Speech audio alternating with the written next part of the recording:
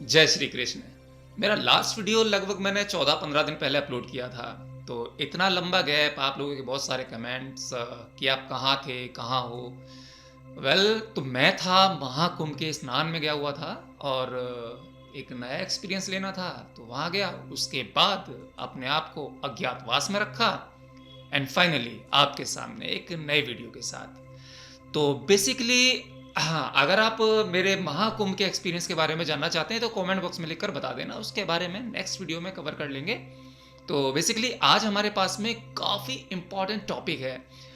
आ, आपने एक योग दंड के बारे में सुना होगा, जो आप ये स्क्रीन पर देख पा रहे हैं। इसको योग दंड या योग डंडा कहते हैं। देखने में आपको लकड़ी का डंडा लग रहा होगा, लेकिन ये इतना भी सरल नहीं है इसे समझना। हमारे प्राचीन ऋषि मुनि वो जिस तरह की टेक्नोलॉजी या जिस तरह की चीज़ों का इस्तेमाल करते थे अपने भौतिक शरीर को व्यवस्थित रखने के लिए या फिर अपने मानसिक स्थिति को व्यवस्थित रखने के लिए, तो उनके पास में कुछ टूल्स थे।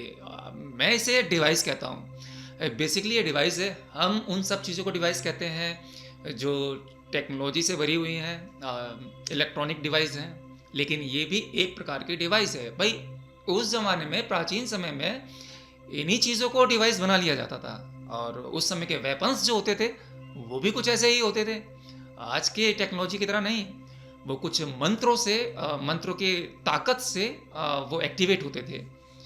तो ऐसा ही कुछ है। वैसे मंत्रों के बारे में मैंने बहुत सारे वीडियोस बनाए हैं, और मंत्रों से किस प्रकार से जो पहले के वेपन्स होते थे, शस्त्र होते थे, उनको कैसे एक्टिवेट किया जाता था या वो क्या थे, इसके बारे में मैंने पहले भी एक वीडियो में कवर किया है। नहीं देखा तो आप देख लेना जाकर। तो हाँ, बेसिकली आज हम इस योग दंड या योग दंडा के बारे में जानेंगे कि ये किस प्रकार की डिवाइस है जो हमारे प्राचीन ऋषि मुनि यूज किया करते थे, इसके क्या क्या फायदे हो सकते हैं, और उन सभी फायदे जो होते थे उन्हें, उन सभी फायदों का लाभ आप भी ले सकते हैं। बेसिकली देखिए, इस डंडे की शेप देखो, ये किस प्रकार से है, और ऋषि मुनि किस तरीके से अपनी बगल के पास दबाकर ऐसे रखते थे। तो हमारे शरीर में ये जटिल शरीर जो है बहुत कॉम्प्लिकेटेड, इसके अंदर नाड़ियां होती हैं। वैसे तो बहुत सारी नाड़ियां होती हैं, 72,000 नाड़ियां बताई गई हैं हमारे योग में, लेकिन 3 मुख्य नाड़ियां होती हैं, ईड़ा, पिंगला और सुषुम्ना। तो जब आप देखेंगे अपने आप को कि आपकी सांस जब चलती है, इस तरीके से हाथ लाकर देखेंगे, तो आप देखेंगे कि आपके किसी नाक के एक नोस्ट्रिल से थोड़ी सी सांस ज़्यादा तेज़ आ रही है और दूसरे से थोड़ी कम आ रही है। तो जिस नाक से आपकी सांस थोड़ी ज़्यादा तेज़ प्रभाव महसूस हो रहा है, समझो उस समय आपकी वही नाड़ी संचालित है, यानी कि चालू है। अब जैसे कि मान लीजिए आपकी जो सांस है वो राइट नोस्ट्रिल से ज़्यादा तेज़ आ रही है, तो इसका मतलब ये है कि आपकी सूर्य नाड़ी संचालित है। और वहीं अगर जो आपकी बाई नोस्ट्रिल से सांस का प्रभाव ज़्यादा तेज महसूस होता है, ऐसे हाथ रखने में आप वो फील कर पाएंगे, तो इसका मतलब ये है कि आपकी चंद्र नाड़ी प्रभावित है, तो वहां से सांस ज़्यादा तेज चल रही है। अब सूर्य और चंद्र, इन दोनों का हमारे शरीर से, हमारे मन से क्या संबंध है? देखिए, सूर्य जो है वो हमारे इस भौतिक शरीर को रिप्रेजेंट करता है, और वहीं चंद्र हमारे मानसिक यानी मन को रिप्रेजेंट करता है। मून को हम वाटर से भी जोड़ते हैं। आपने देखा होगा पूर्णमासी को समुद्र की लहरें तेजी से ऊपर उठने लगती हैं, हवा हो या ना हो। तो क्या होता है, जो चांद होता है, हमारा हमारा मून जो होता है, उसकी ग्रेविटी इतनी ज़्यादा प्रभावशाली होती है कि वो पानी को अपनी ओर खींचती है। तो हमारा शरीर भी पानी से बना हुआ है। तो जो हमारा मन है वो इस मून से या पानी से जोड़ा जाता है। आप इसे ऐसे भी समझ सकते हैं कि जो हमारे विचार होते हैं वो पानी की तरह बहते ही रहते हैं। हमारे विचारों पर हमारा कोई नियंत्रण नहीं होता। विचार आ रहे हैं तो बस आ रहे हैं, हम उन्हें जितना ही रोकने का प्रयास करते हैं, विचार उतने ही अधिक आते हैं। तो बेसिकली क्या होता है ना, चंद्र नाड़ी या मून, ये हमारे इंटेलेक्चुअल माइंड या मन से कनेक्ट होता है। और वहीं मैंने आपको बताया सूर्य नाड़ी या सन, ये हमारे भौतिक शरीर से रिलेट करता है। देखिए, जब भी आप खाना खाते हैं तो आपका शरीर रेस्ट मांगता है, आप आराम करना चाहते हैं। खाना खाते ही तुरंत काम नहीं करते, आप रिलैक्स होना चाहते हैं। क्यों? क्योंकि उस खाने को डाइजेस्ट करने के लिए शरीर काम करने लगता है। यानी कि शरीर आपका अंदर से काम करने लगता है, इसलिए बाहर से उसे रेस्ट चाहिए। वो चाहता है कि भाई मुझे अंदर से काम करने दो, ताकि जो आपने खाया है उसे डाइजेस्ट कर सकूं, उसमें से ऊर्जा को निकाल सकूं, ब्लड बना सकूं, हड्डी मांस मज्जा ये सब बन सके। तो आपका शरीर ऑटोमेटिकली उस खाने को डाइजेस्ट करने के लिए लग जाता है। उसको हम जठर अग्नि भी कहते हैं। खाना जैसे ही खाते हैं, जठर अग्नि उस भोजन को पचाती है। अब क्या करते हैं, अग्नि की जरूरत है तो हमें सूर्य की आवश्यकता होगी, तो सूर्य उसे कंट्रोल करता है।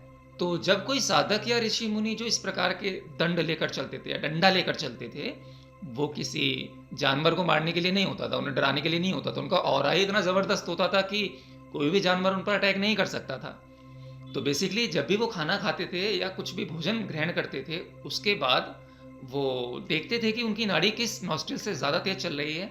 अगर सूर्य नाड़ी है, यानी कि दाईं ओर से हवा ज़्यादा तेज बह रही है, वहाँ से सांस ज़्यादा आ रही है, तो इट्स ओके, ठीक है, जितनी अग्नि की ज़रूरत है उस खाना पचाने के लिए वो अग्नि मिल रही है।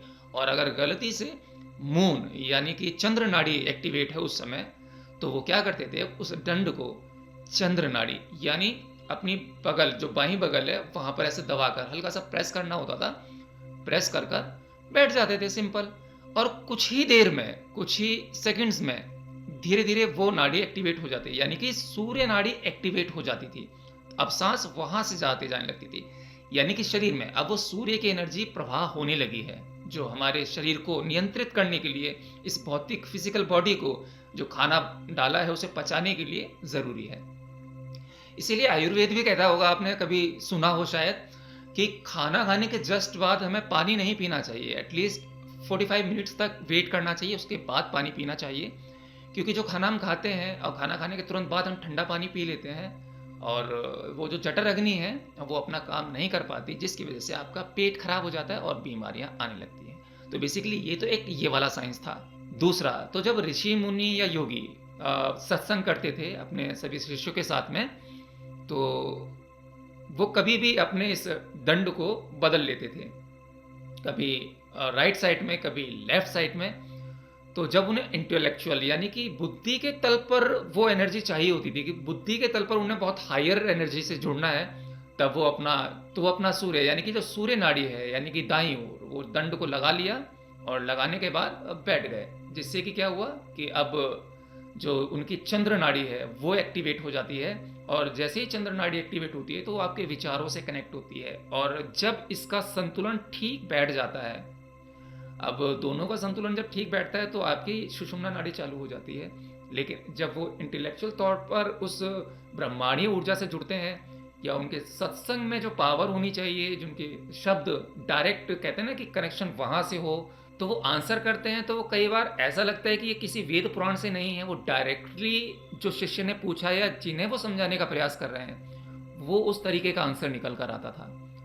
तो कई बार ऋषि मुनि कहते भी हैं कि जो मैंने बोला, तो क्या ये मैंने बोला, तो उसको बिल्कुल नकार देते थे कि ये मैंने नहीं बोला, ये ईश्वर ने ही बुलवाया है। तो जब आप इस ब्रह्मांडीय ऊर्जा से जुड़ते हैं, इस संतुलन प्रकृति के साथ बनाते हैं, तो एग्जैक्टली होता भी यही है। आप जो कर रहे होते हैं एक्चुअली में आप नहीं कर रहे होते हैं, वो आपसे करवाया जा रहा होता है, और शायद उसकी आवश्यकता होती है। वैसे तो सब कुछ करवाया ही जा रहा है, लेकिन कई बार हम ध्यान, मेडिटेशन, स्पिरिचुअलिटी में जब होते हैं और लोगों को ज्ञान देते हैं, तब ऐसा होता है कई बार कि कई बार मैं अपनी वीडियोस को सुनता हूँ, देखता हूँ, तो मुझे भी लगता है कि ये मैंने कब लिखा और कब सोचा। क्योंकि बेसिकली मैं लिखता तो हूँ ही नहीं, लेकिन ऐसे विचार आ जाते हैं, ऐसा कनेक्शन जुड़ जाता है कि कुछ ऐसी बातें निकल जाती हैं, ऐसी कोडिंग डिकोडिंग हो जाती है कि मुझे भी सुनकर काफ़ी आश्चर्य होता है कि ये मैंने बोला। तो मैं भी इसको नकार देता हूँ कि नहीं, ये मैंने नहीं बोला। तो बेसिकली ये संतुलन होता है हमारे मन का इस ब्रह्मांडीय ऊर्जा से, शनि की ऊर्जा से, मून की ऊर्जा से। और ये दो ऊर्जा तो आप अच्छी तरीके से जानते हैं, इन दोनों के बीच में जो है सुषुम्ना नाड़ी, वो एक ऐसी अवस्था है जब वो एक्टिवेट होती है तो आप स्पिरिचुअलिटी की हायर स्टेज को गेन कर सकते हैं। ये कुछ ही योगी होते हैं जो इसको स्टेबल कर पाते हैं, इस स्थिति में रह पाते हैं। ये बेसिकली आपके सातों चक्रों से कनेक्ट होता है। ऊर्जा दोनों चाहिए होती हैं, दोनों ऊर्जा की आवश्यकता होती है। जब ये चक्र हमारे एक्टिवेट होते हैं। लेकिन सुषुम्ना नाड़ी चक्र बिल्कुल सुषुम्ना नाड़ी पर ही है, जो आपकी थर्ड आई यानी आज्ञा चक्र और सहस्रार चक्र। आज्ञा चक्र पर आ गए तो समझो आप बुद्धिमानों के बुद्धिमान हो गए। मतलब आप स्पिरिचुअलिटी में और जिसे कहते हैं ना हायर कॉन्शियसनेस से जुड़ना, वो हो जाते हैं। लेकिन जैसे ही आप ससुराल पर जाते हैं तो आप शून्य, आप खो जाते हैं, आपका अस्तित्व नहीं रहता। अर्थात ऐसा भाव आप में आ जाता है कि